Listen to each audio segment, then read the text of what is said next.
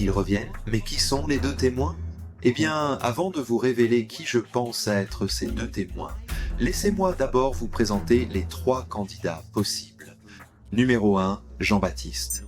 Au cas où vous n'auriez jamais entendu parler des deux témoins, dans la Bible, il existe une prophétie de la fin des temps selon laquelle Dieu désignera deux de ses témoins dans les tout derniers jours pour avertir le peuple de revenir vers leur Dieu vivant. Ce sera l'une des toutes dernières occasions pour l'humanité de se repentir enfin et de placer sa confiance dans le Seigneur Jésus-Christ. Et ces deux témoins recevront des pouvoirs spéciaux. Ils seront capables d'accomplir de grands miracles, et ils se tiendront là pendant 3 ans et demi à prêcher dans les rues de Jérusalem. Mais la prophétie dit aussi ceci: l'Antéchrist, à ce moment-là, se lèvera et il tuera ces deux témoins. Et là, les deux témoins resteront morts sur la place publique, et le monde entier se réjouira, sera heureux que ces deux témoins aient été massacrés. Alors des peuples, des tribus, des langues et des nations verront leurs cadavres pendant 3 jours et demi et ne permettront pas que leur corps soit mis dans des tombes. Arrêtons-nous un instant ici. Revenez avec moi dans le passé. Imaginez que vous et moi sommes remontés 500 ans en arrière et que nous lisons ensemble ce verset. Nous serions très perplexes quant à la façon dont cela pourrait se produire. Comment tous les habitants du monde pourraient-ils voir ces cadavres à Jérusalem? Et pourtant, aujourd'hui, à l'époque où nous vivons, soudainement, le livre de l'Apocalypse ne semble plus si invraisemblable, n'est-ce pas? Parce qu'aujourd'hui, nous avons des téléphones, des ordinateurs, des télévisions, et une seule vidéo, une seule séquence peut devenir virale dans le monde entier. Mais ce qui est encore plus intéressant, c'est que l'Écriture dit en fait que ces deux témoins, Dieu les ramènera à la vie. Encore une fois, avez-vous déjà entendu des gens dire ceci? Pourquoi n'avaient-ils pas simplement un iPhone à l'époque de Jésus? Pourquoi personne n'a-t-il filmé Jésus mort sur la croix, puis ressuscité du tombeau? Cela rendrait la foi beaucoup plus facile pour tout le monde. Eh bien, lorsque ces deux témoins ressusciteront d'entre les morts, je vous le dis, toutes les chaînes d'information du monde entier, toutes les plateformes de réseaux sociaux en parleront partout, plaçardées devant vos yeux, afin que vous ne puissiez pas nier que Dieu est réel et qu'il agit par l'Esprit. Alors, pourquoi Jean-Baptiste? Eh bien, Jésus-Christ lui-même a dit ceci: « En vérité, je vous le dis, parmi ceux qui sont nés de femmes, il n'en a pas été suscité de plus grand que Jean-Baptiste. » Vous comprenez ce que je veux dire? En d'autres termes, Jésus-Christ dit que parmi tous les hommes du monde, parmi toutes les femmes du monde, il n'y a personne de plus grand que Jean-Baptiste.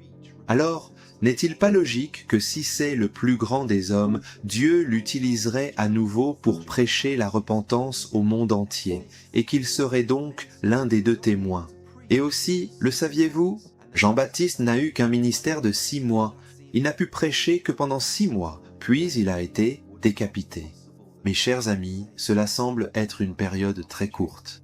Et encore, ne serait-il pas possible que Dieu dise « Jean, tu as une autre occasion de prêcher. Voici une nouvelle chance de prêcher la repentance. Je vais te lâcher sur le monde entier, afin que le message de la foi soit proclamé, et que d'autres se tournent à nouveau vers le Seigneur Jésus-Christ. » Mais écoutez, l'Apocalypse nous dit que ces deux témoins porteront des sacs en toile de jute.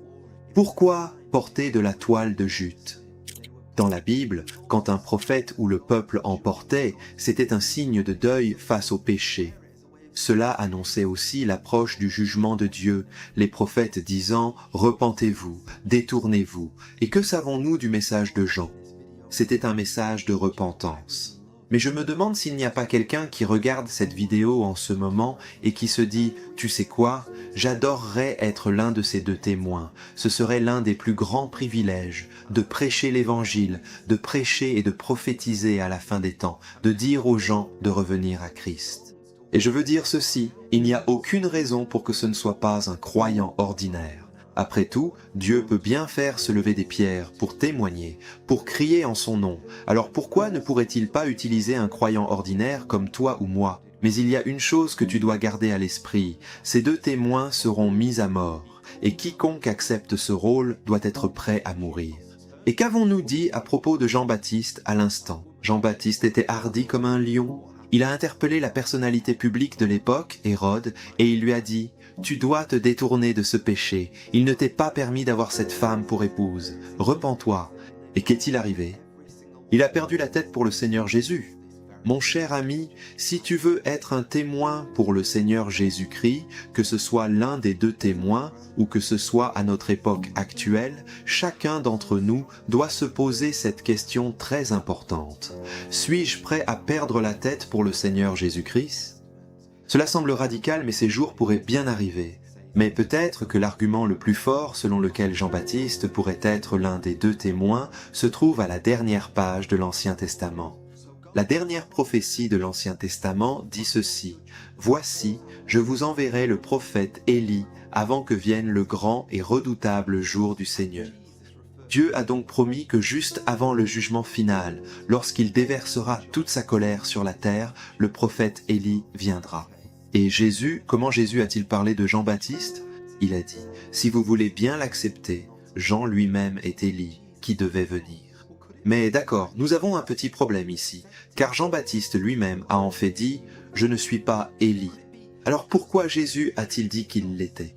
Eh bien, se pourrait-il que lorsque Jésus dit « Si vous aviez accepté Jean-Baptiste comme Élie, il l'aurait été pour vous », ce soit parce que le peuple juif, dans sa grande majorité, n'a pas accepté Jean-Baptiste? Se pourrait-il que Dieu, dans sa sagesse infinie, ait en quelque sorte préparé une autre situation où le véritable Élie apparaîtra un jour? Ou se pourrait-il, comme l'a dit l'ange du Seigneur, que Jean-Baptiste agisse dans le même esprit, la même puissance qu'Élie? Quelle qu'en soit la raison, je n'en suis pas certain, mais il y a une chose dont je suis convaincu. Cette prophétie de Malachie n'a pas encore été accomplie, et un jour, le véritable Élie, non pas une simple ressemblance d'Élie, mais le vrai Élie apparaîtra et proclamera les jugements du Seigneur Dieu. Donc vous pouvez probablement deviner qui est le numéro 2. C'est Élie. Avant de vous présenter les preuves qui me font croire qu'Élie sera l'un des deux témoins, laissez-moi d'abord vous demander, croyez-vous que Jean-Baptiste sera l'un de ces mystérieux prophètes qui apparaîtront pendant la tribulation? Eh bien, nous allons examiner la réponse très bientôt. Alors, en dehors de cette incroyable prophétie selon laquelle Élie reviendra un jour, existe-t-il d'autres preuves qu'il pourrait être l'un des deux témoins? Et celle-ci? Saviez-vous que l'un des signes de ces deux témoins est le suivant: quiconque essaye de porter la main sur eux, quiconque tente de leur faire du mal. Il est dit à propos de ces deux prophètes que le feu sortira de leur bouche et les dévorera. Et quel est l'un des miracles pour lesquels Élie est très célèbre? Il a été capable d'ordonner au feu de descendre du ciel. Vous souvenez-vous de ces 50 hommes envoyés par le roi qui ont dit « Élie, tu dois venir maintenant. Viens devant le roi ». Et qu'a fait Élie? Il a ordonné au feu de descendre du ciel, et ils ont été totalement consumés. Vous souvenez-vous quand Élie s'est tenu devant le peuple d'Israël et a crié « Jusqu'à quand hésiterez-vous entre deux opinions? Si Baal est Dieu, alors servez-le, mais si l'Éternel est Dieu, alors servez-le. » Après qu'Élie ait supplié le peuple d'Israël de tout donner au Seigneur, il a ensuite défié les prophètes de Baal et a dit ceci: « Si votre Dieu, si Baal est réel, pourquoi ne pas lui demander d'envoyer le feu et de consumer le sacrifice, ce sacrifice de taureau devant nous, demandez-lui de l'allumer par le feu. » Et donc les prophètes de Baal, toute la matinée, il est dit, du matin jusqu'à midi, ils criaient « Baal, s'il te plaît, réponds-nous. S'il te plaît, réponds-nous, Baal, que ce feu s'allume. » Mais aucun feu ne s'est jamais allumé. Et alors les prophètes de Baal ont regardé Élie. C'était maintenant son tour. Alors Élie a dit au peuple d'Israël de préparer un sacrifice, de mettre un taureau dessus. Il a alors dit « Empilez le bois, et ensuite je veux que vous preniez 12 jarres d'eau. » Alors ils ont versé 12 jarres d'eau sur le sacrifice. Et s'il y avait bien un moment où Élie avait besoin que le Seigneur Dieu intervienne, c'était maintenant. La tension était palpable. Et il leva les yeux vers le ciel et dit « Seigneur, envoie le feu. » Et que s'est-il passé? Dieu a envoyé le feu du ciel et a montré à tous qui est le vrai Dieu vivant. Mais un autre indice puissant que Élie est l'un des deux témoins, c'est qu'Élie n'est jamais mort. Vous voyez, dans la Bible, il n'y a que deux personnes qui ne sont jamais mortes. L'un était Élie. Et qui était l'autre? C'était Enoch. Et c'est pourquoi certaines personnes disent aussi qu'Enoch pourrait être l'un de ces deux témoins, mais pour moi, personnellement, voici la preuve la plus convaincante. La Bible dit « Et j'établirai mes deux témoins, et ils prophétiseront pendant 1260 jours. » Maintenant, souvenez-vous simplement de ce nombre. Gardez-le en tête. Il est ensuite dit « Ils ont le pouvoir de fermer le ciel afin qu'il ne tombe pas de pluie pendant le temps où ils prophétiseront. » Élie était connu pour le feu, mais il est aussi connu comme le prophète qui a arrêté la pluie. Mais combien de temps Élie a-t-il arrêté la pluie? Eh bien, Jacques 5,17 nous donne la réponse. Élie était un homme de la même nature que nous. Il pria avec insistance pour qu'il ne pleuve pas, et il ne tomba pas de pluie sur la terre pendant 3 ans et 6 mois. Maintenant, vous souvenez-vous de ce nombre, 1260 jours? Si vous additionnez tous ces jours, devinez combien d'années cela fait. 3 ans et demi. Est-ce une coïncidence ou qu'en pensez-vous? D'accord? Avant de vous donner le troisième candidat, j'aimerais avoir votre avis. Pensez-vous qu'Élie pourrait être l'un de ces deux témoins? Eh bien, dans un instant, je vais vous donner ma réponse sur qui, selon moi, sont ces deux témoins. Mais d'abord, numéro 3, Moïse. Quand j'ai vu cela pour la première fois, ça m'a complètement époustouflé. Les amis, dans le livre de l'Apocalypse, on lit que ces deux témoins auront le pouvoir de transformer l'eau en sang, et ils auront aussi le pouvoir d'ordonner que toutes sortes de fléaux s'abattent sur la terre. Que savons-nous de Moïse? Par la puissance de Dieu, il a pu transformer le Nil, les eaux de ce fleuve immense, en sang, et il a aussi, toujours par la puissance de Dieu, pu ordonner que 10 fléaux s'abattent sur le peuple d'Égypte. Pourquoi Moïse a-t-il accompli ces grands miracles? C'était pour réveiller le peuple et lui dire « Vous devez obéir au Dieu vivant ». Et mes chers amis, c'est exactement pour la même raison que les deux témoins utiliseront ces signes miraculeux pour dire au monde entier « Réveillez-vous, Dieu est réel, et un jour, vous vous tiendrez devant lui. Et si vous rejetez le Seigneur Jésus-Christ, vous serez piégés en enfer pour l'éternité. Mais si vous le recevez, vous aurez la vie éternelle. Et vous vivrez dans son royaume, et connaîtrez une joie et un bonheur parfait pour toute l'éternité, adorant l'agneau de Dieu qui ôte les péchés du monde. » Mais voici le passage qui m'a vraiment marqué. À ce jour, personne ne sait où Moïse est enterré, mais le diable lui-même semble avoir une fascination particulière, une obsession particulière pour le corps de Moïse.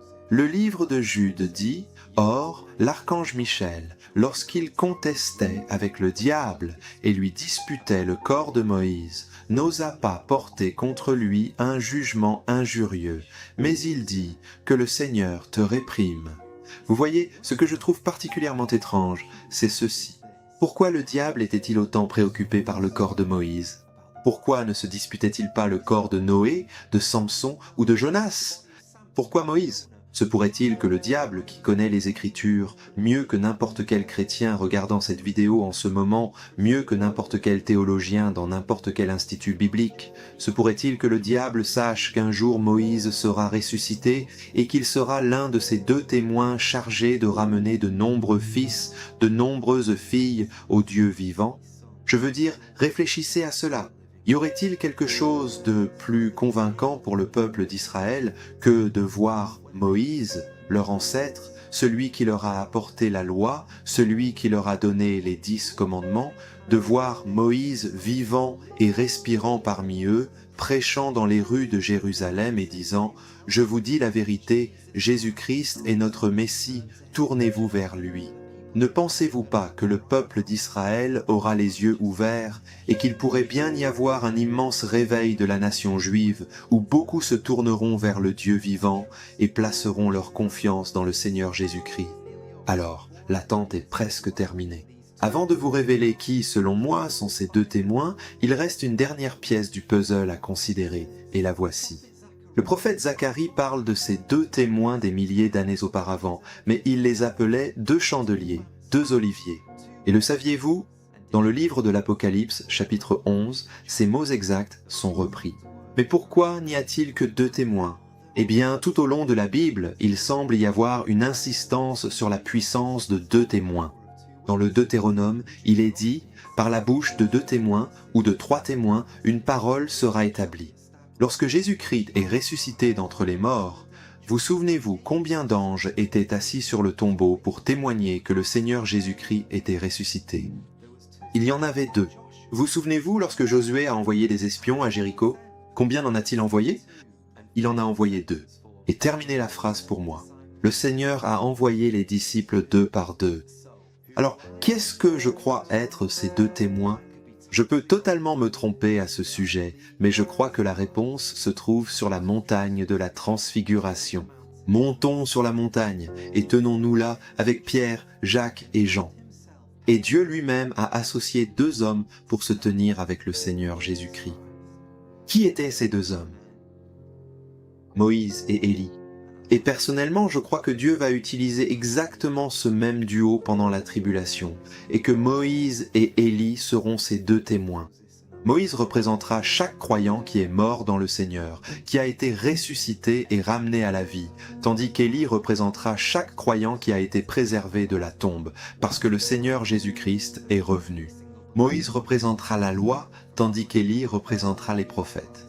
Cela pourrait en choquer certains parmi vous, mais si vous ne retenez qu'une seule chose de cette vidéo, que ce soit celle-ci. Vous ne vivrez peut-être jamais assez longtemps pour voir qui sont ces 2 témoins, mais je veux vous dire dès maintenant que vous êtes en vie et qu'il y a un homme debout devant vous en ce moment qui vous témoigne, qui vous supplie de placer votre confiance dans le Seigneur Jésus-Christ.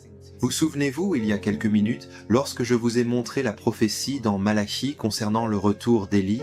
Savez-vous quel est le tout dernier mot de cette prophétie?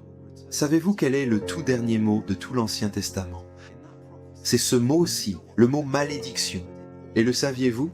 Dans le livre de l'Apocalypse que nous venons d'étudier, savez-vous quel est l'un des tout derniers mots de toute la Bible, le tout dernier verset de la Bible?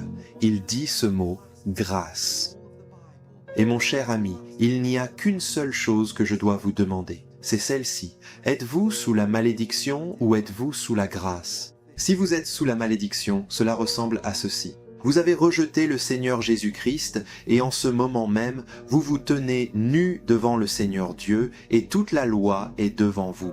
Toute la loi que vous avez transgressée, tous ces squelettes que nous avons tous, si nous sommes honnêtes, nous avons tous des squelettes dans nos placards. Tous les péchés que nous avons commis, nous nous tenons là devant Dieu et nous serons jugés et nous serons jetés en enfer pour l'éternité si nous rejetons le Fils du Dieu vivant. Mais encore une fois, je veux vous rappeler que si vous avez du souffle dans vos poumons, si votre cœur bat en ce moment, vous avez l'opportunité de vous placer sous la grâce de Dieu.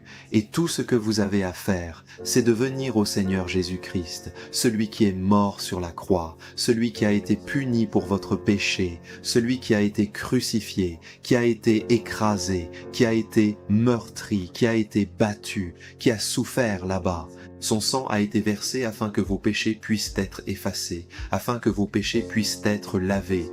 Ce même Dieu, ce même Sauveur, Jésus-Christ, il est mort, il a été enseveli, et le 3e jour, il est ressuscité d'entre les morts. Et c'est pourquoi nous plaçons notre confiance en lui, parce qu'il est le Dieu vivant qui est prêt à sauver tout pécheur qui dira humblement « Seigneur Dieu, sauve-moi, aie pitié de moi, je suis un pécheur ». Et je dois vous demander, allez-vous recevoir cette grâce, ce don gratuit? Être chrétien, ce n'est pas être un bon garçon ou une bonne fille qui essaie de gagner la faveur de Dieu. Non, la Bible dit, nos justices sont comme des vêtements souillés. Il n'y a rien de bon en nous. Non, la grâce consiste à recevoir tout ce que Jésus-Christ a accompli. La grâce signifie les richesses de Dieu aux dépens du Christ. Et aujourd'hui, Dieu veut vous donner ses richesses spirituelles, sa justice comme un don, et tout cela aux frais du Christ, parce qu'il est mort là pour vous, afin que vous puissiez être pardonnés. En fait, je viens de me rappeler quelque chose d'autre que j'avais oublié de vous dire. Il est même dit que lorsque les 2 témoins seront tués, les gens se réjouiront. Ils commenceront à s'offrir des cadeaux pour se réjouir que ces 2 hommes de Dieu, ces 2 prophètes qui les tourmentaient, soient maintenant morts. Pourquoi pensez-vous que ces gens diront qu'ils les ont tourmentés? Je vais vous dire pourquoi. Parce que ces prophètes leur rappelleront qu'ils doivent se détourner de leurs péchés et placer leur confiance dans le Seigneur Jésus-Christ. Et ces gens, les gens de ce monde, aiment tellement leurs péchés. Si vous aimez vraiment votre péché, vous devez absolument regarder ce message dès maintenant. Et mes amis, si vous n'êtes pas encore abonné, s'il vous plaît, faites-le. Nous apprécierions vraiment votre amitié ici à Off the Curb Ministries.